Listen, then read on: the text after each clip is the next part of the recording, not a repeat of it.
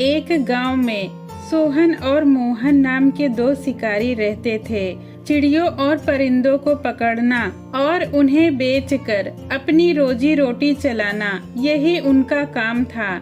एक बार दोनों ने अपनी कमान उठाई और तरकस में तीर डालकर घर से निकले ताकि किसी परिंदे या फिर चिड़िया का शिकार करे और अपनी रोजी रोटी कमाए। उनके पास परिंदों और चिड़ियों को पकड़ने के लिए तीर और जाल थे।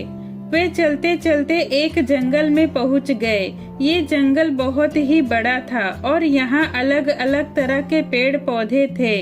यहाँ के फल और फूलों की खुशबू मन मोहने वाली थी। तरह तरह की चिड़ियों और परिंदों की चहचहाहट सुनने वालों के कानों में रस घोल रही थी। जब वे ऐसी खूबसूरत जगह पर पहुँचे तो मोहन ने कहा, अरे भाई सोहन, ये जगह तो बहुत ही खूबसूरत है। आओ थोड़ी देर यहाँ आराम करते हैं। हम तो ऐसी ही खूबसूरत जगह की तलाश में थे। यहाँ हम शिकार भी कर सकते हैं और सैर भी कर सकते हैं। सोहन बहुत ही समझदार और तजुर्बेकार था। उसकी नजर हमेशा काम और शिकार की तलाश में ही रहती थी। इसीलिए वो कहने लगा, नहीं मेरे दोस्त, लालच का अंजाम अच्छा नहीं होता। जो चीज तुम्हें लुभा रही है उनसे जी न लगाओ और जिस काम के लिए यहाँ आए हो सबसे पहले वही करो। कल की बात किसे पता है, अगर हम कल यहाँ आए तो हो सकता है हमें इससे भी खूबसूरत परिंदे मिल जाएं।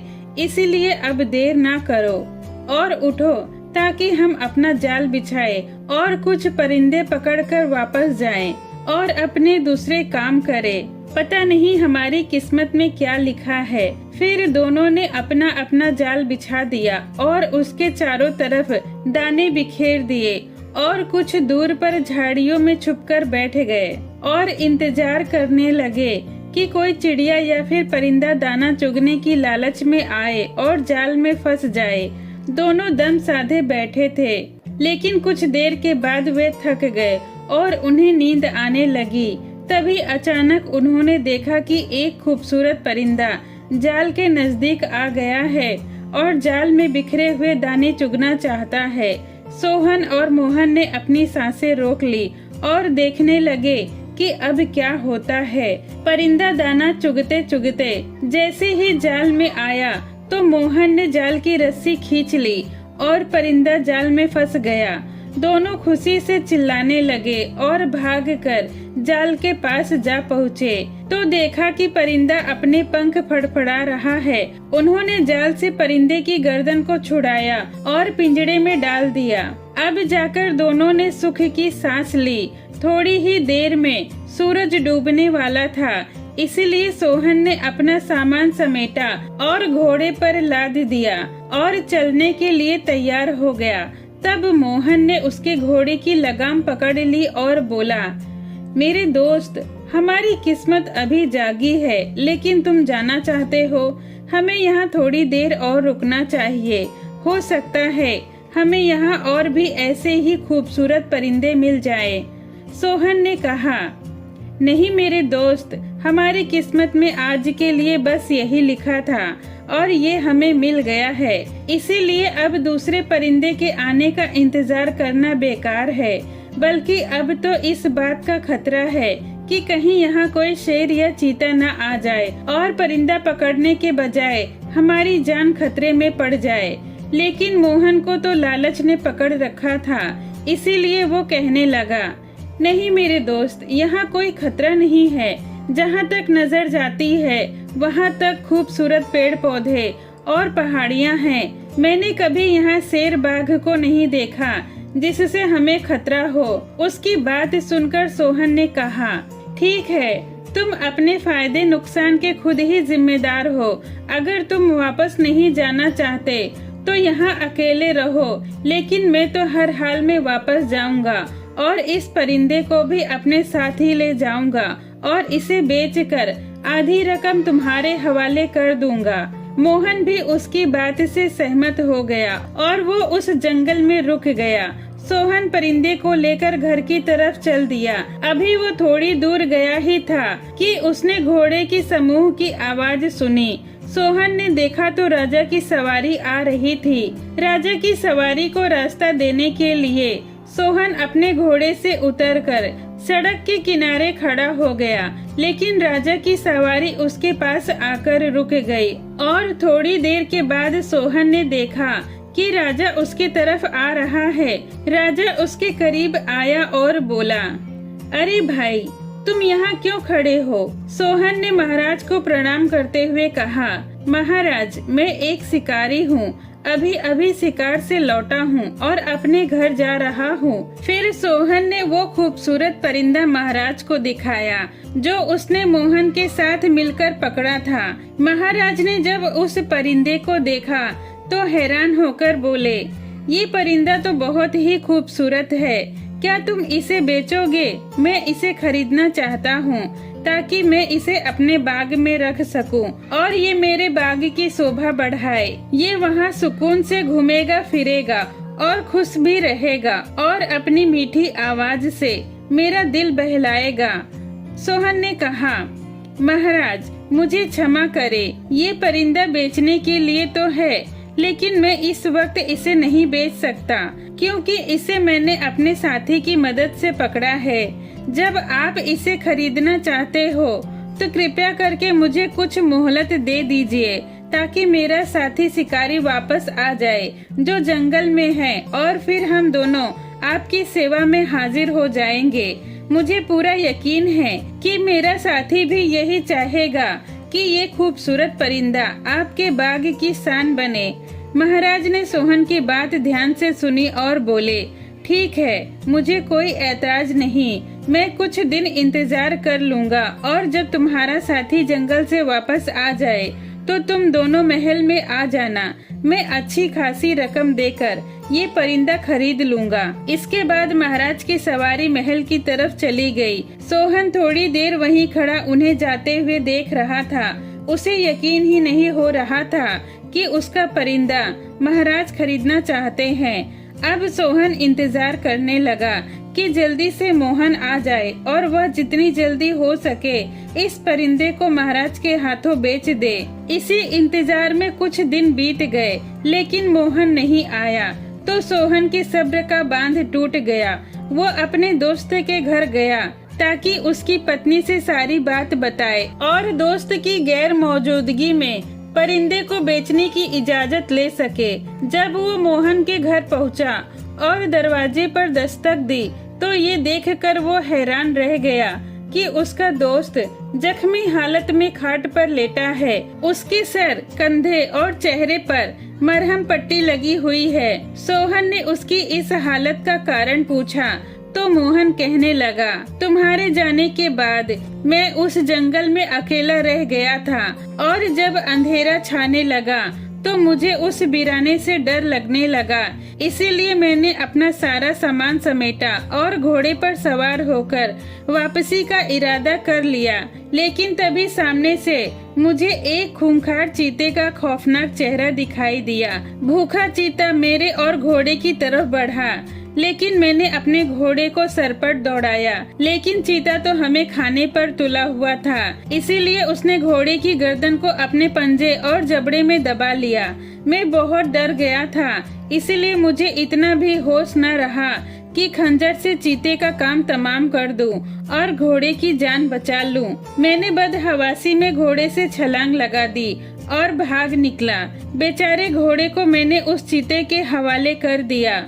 सोहन ने कहा, मेरे दोस्त, मुझे अफसोस है कि तुमने मेरी बात न मानी और मेरे साथ न आए और अपनी मर्जी का किया, लेकिन भगवान की कृपा है कि तुम्हारी जान बच गई और तुम सही सलामत घर आ गए। दूसरी बात ये है कि उस दिन जब मैं शिकार से वापस आ रहा था तो रास्ते में मुझे महाराज मिले थे। वो इस परिंदे को खरीदना चाहते थे। अब जल्दी करो और तैयार हो जाओ ताकि हम महाराज के पास जाकर इस परिंदे को उन्हें बेच सके। पहले तो मोहन को यकीन ही नहीं हुआ कि हमारा परिंदा महाराज को पसंद आ गया है। उसके मन में लालच आ गया। उसने सोहन से कहा, अगर वाकई महाराज को हमारा परिंदा पसंद आ गया है तो हम उनसे मनचाही कीमत ले सकते हैं। सोहन ने कहा, वो जो चाहे कीमत दे, हमें ले लेना चाहिए, क्योंकि वो चाहते तो ये परिंदा हमें बिना कीमत दिए भी ले सकते थे। इस बातचीत के बाद दोनों दोस्त अच्छी खासी रकम के बारे में सोचते हुए परिंदे का पिंजरा उठाया और महल की तरफ चल पड़े। महल में पहुँचे तो राजा ने खूबसूरत परिंदे को देखा और बोले, मैं इस परिंदे की कीमत तुम्हें 1000 रुपए देने के लिए तैयार हूँ। सोहन 1000 रुपयों का नाम सुनते ही खुश होकर कहने लगा, महाराज, हमें ये कीमत मंजूर है। अब ये परिंदा आपका है। लेकिन मोहन के मन में लालच आ गया था, इसलिए वो इनकार करते हुए बोला, महाराज, मेरा दोस्त इस परिंदे की असली कीमत नहीं जानता, इसीलिए आप इसकी बातों पर ध्यान मत दे और ये परिंदा मुझे वापस कर दे, ताकि मैं बाजार जाकर दूसरे दुकानदारों से इसकी कीमत पता कर सकूं। उसके बाद इसे लाकर आपको बेच दूंगा।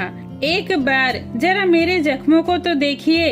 इस परिंदे को पकड़ने के लिए मैं अपनी जिंदगी से हाथ धो बैठता। राजा ने कहा, हाँ क्यों नहीं, तुम इस परिंदे को ले जाओ और इसकी असली कीमत पता करके ले आओ। फिर तुम जो कीमत बताओगे मैं उस कीमत पर इसे खरीद लूंगा। फिर दोनों महल से बाहर आ गए। सोहन मोहन की इस हरकत से बहुत गुस्से में था, इसीलिए कहने लगा, ये क्या किया तुमने? हाथ आई दौलत को तुमने ठुकरा दिया। आखिर और कौन है इस राज्य में जो हमें इस परिंदे के लिए 1000 रुपए देगा? मोहन कहने लगा, मेरे भाई, जब महाराज खुद हमें इस परिंदे के लिए 1000 रुपए देने के लिए तैयार हैं, तो इसका मतलब ये है कि ये कोई मामूली परिंदा नहीं है। इसीलिए ये जरूरी है कि हम पहले बाजार जाकर इसकी कीमत पता कर लें और हमें इसकी कीमत का अंदाजा हो, और इसकी सही कीमत लेकर हम इसे महाराज को बेच देंगे। और ये भी हो सकता है कि ये कोई नायाब परिंदा हो जो बहुत ही कीमती है। हमें एक बार अपनी किस्मत जरूर आजमानी चाहिए। एक लंबी बहस के बाद दोनों बाजार गए और वहां जाकर कुछ परिंदे बेचने वाले दुकानदारों के पास गए ताकि उस परिंदे की सही कीमत पता कर सके। लेकिन सभी दुकानदारों ने परिंदे की कीमत 50 रुपए से ज्यादा न बताई। इसीलिए सोहन ने कहा, मेरे दोस्त, अब तुमने देख लिया है कि महाराज इस परिंदे की असली कीमत से ज्यादा ही हमें दे रहे हैं। इसीलिए चलो और इसे महाराज के हाथों बेच दे। मोहन कहने लगा, तुम बेकार ही परेशान हो रहे हो।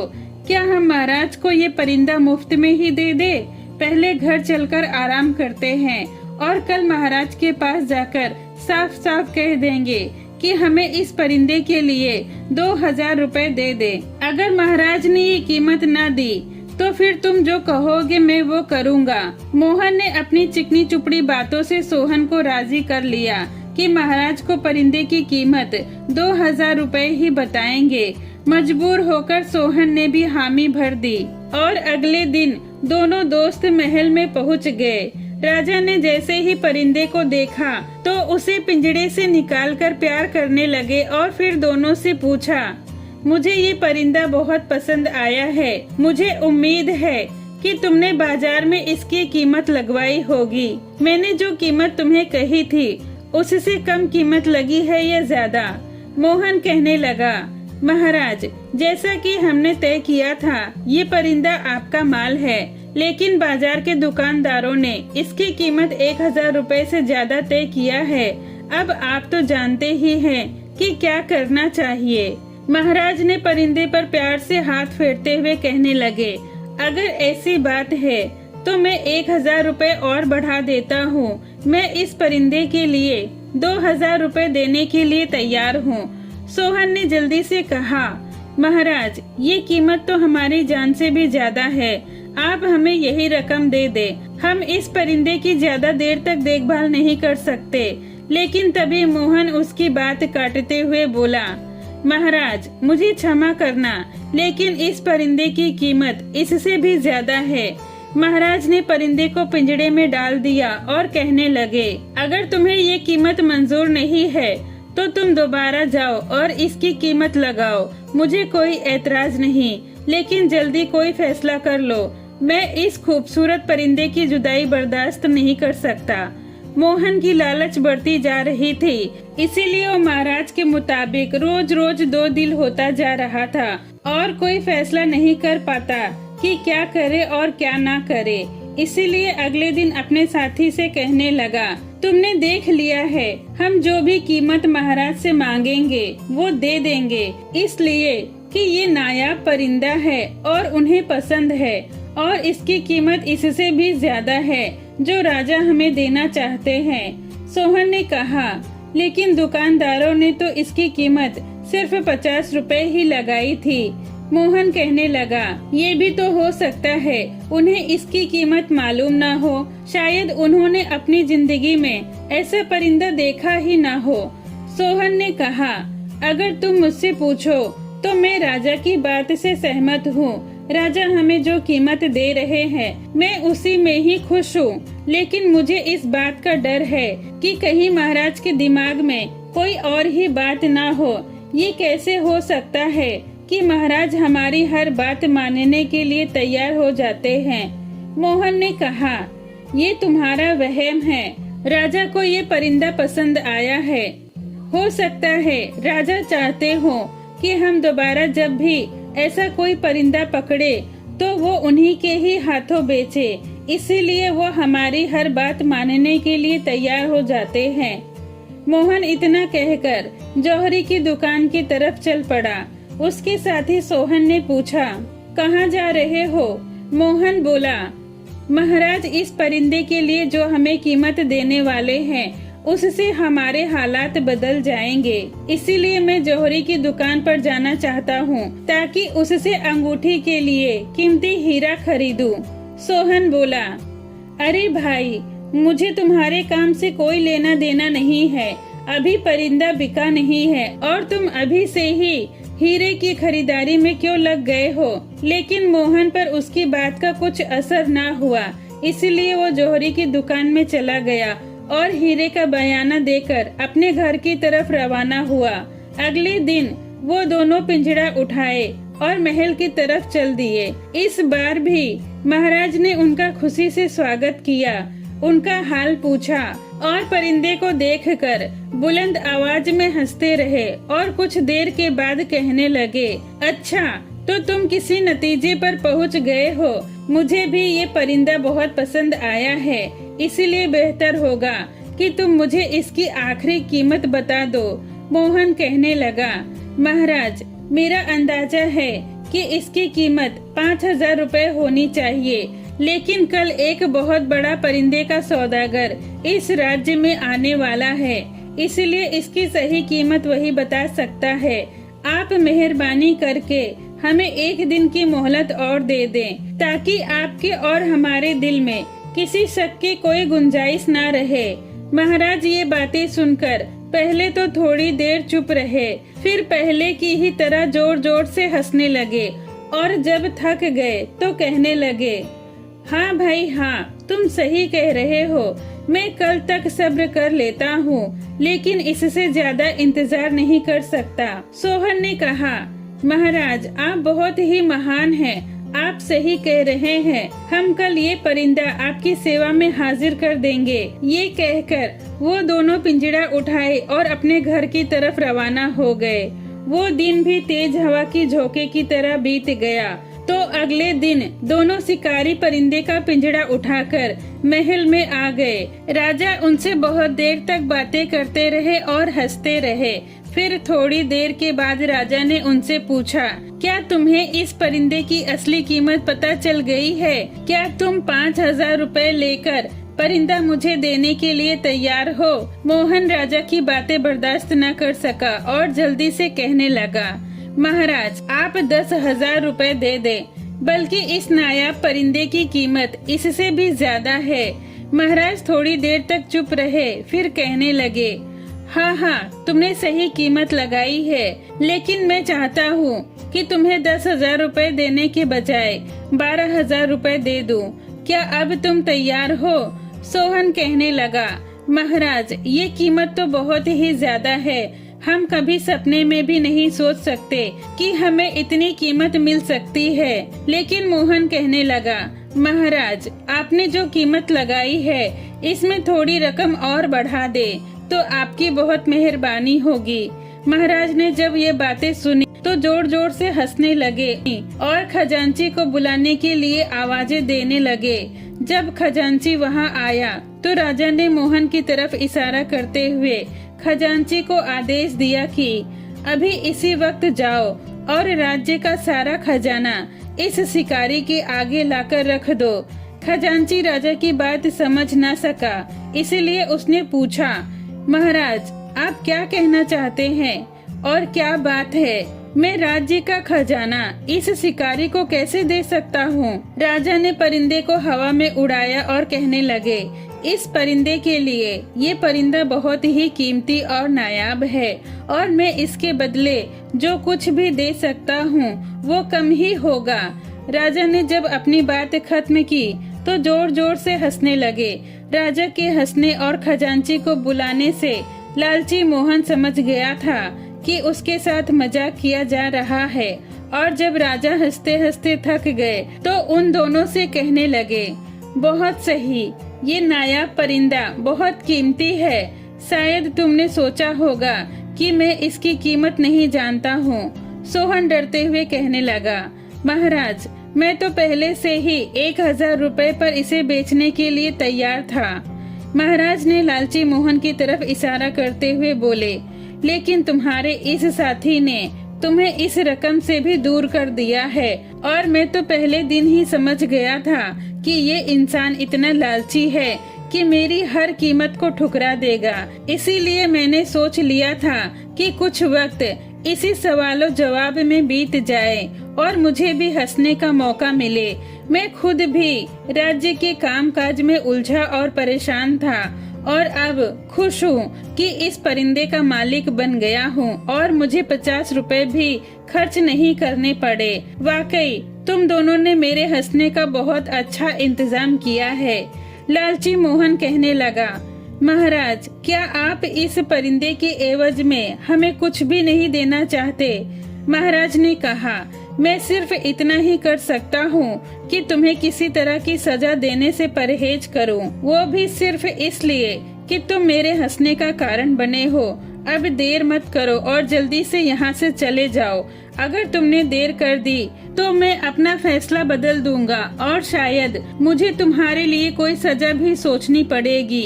ये सुनकर दोनों डर गए और वे दोनों महल से निकले तो लालची मोहन तेजी से भागने लगा कि कहीं ऐसा न हो कि महाराज अपना इरादा बदल दे और उन्हें दोबारा पकड़ ले और कोई सजा दे। लेकिन सोहन ने पूछा, और बताओ भाई, तुमने अपना नायाब परिंदा महाराज के हाथों कितनी कीमत में बेचा? लालची मोहन अपनी लालच पर शर्मिंदा था और उदास होकर बोला, उसी कीमत से जितने में महाराज ने खरीदी है। जान बची तो लाखों पाए, लौट के बुद्धू घर को आए। तो दोस्तों, आपको ये कहानी कैसी लगी कमेंट में जरूर बताएं। वीडियो पसंद आई हो तो लाइक करें। ऐसी ही कहानियों के लिए मेरे चैनल को सब्सक्राइब करें। ये वीडियो देखने के लिए आपका धन्यवाद।